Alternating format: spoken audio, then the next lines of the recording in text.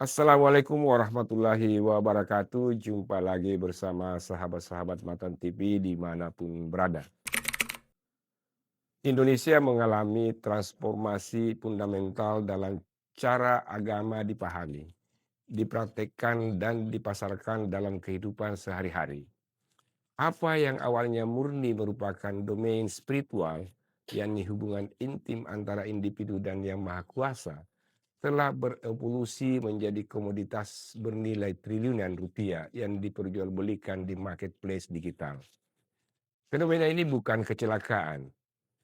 Integrasi agama ke dalam sistem pasar adalah konsekuensi logis dari modernisasi, demokratisasi, dan penetrasi teknologi digital yang tidak mungkin kita bendung. Kondisi ini diperparah oleh karakter umat yang kini mudah terbuai oleh harapan yang dikemas dengan narasi suci. Hal ini terjadi karena adanya kepercayaan yang cenderung fanatik terhadap figur-figur religius tertentu. Tanpa filter kritis, instruksi atau rekomendasi dari sosok karismatik diterima sebagai kebenaran mutlak. Inilah yang menghidupkan pasar bagi fenomena air doa atau garam rukyah, di mana harga sebuah barang bisa melambung ribuan persen hanya melalui atribusi label spiritual. Secara material, substansi produk tersebut tidak pernah berubah, namun melalui pemanfaatan modal keagamaan, nilai tukarnya menjadi fantastis karena diperjualbelikan.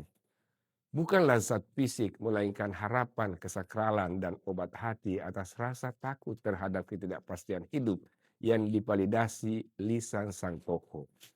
Apakah ini berarti kita harus sinis terhadap semua ekspresi keagamaan modern? Tidak. Teknologi media sosial dan industri bukan musuh, tapi mereka tak bisa jadi pemanding. Jika agama hendak bermakna di tengah hiruk-pikuk zaman digital, ia harus menjadi laku yang hening, bukan tontonan yang viral. Perjumpaan yang intim dengan Tuhan tidak bisa diwakilkan oleh likes, view, atau keuntungan komersial. Kita harus menyadari secara realistis bahwa fenomena ini adalah sebuah keniscayaan sejarah yang dan bagian dari dinamika zaman yang sulit untuk dibendung. Umat tidak boleh kehilangan pegangan pada nilai-nilai historis agama.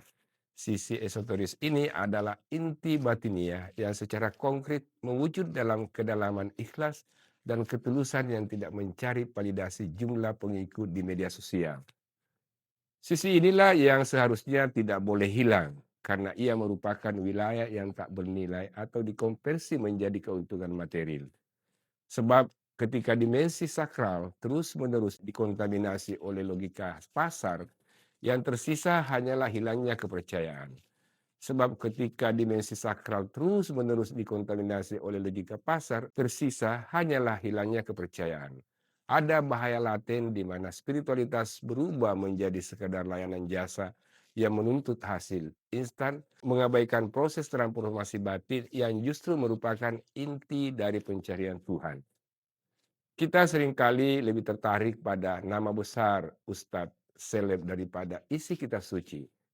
Terjebak pada kemasan baru dari kekosongan lama, pada akhirnya di tengah gempuran produk bermerek surga, tantangan terbesar kita adalah menjaga agar cahaya esoteris itu tetap menyala. Demikian, semoga bermanfaat bagi kita semua, terutama kepada bangsa dan negara yang kita cintai ini. Wassalamualaikum warahmatullahi wabarakatuh.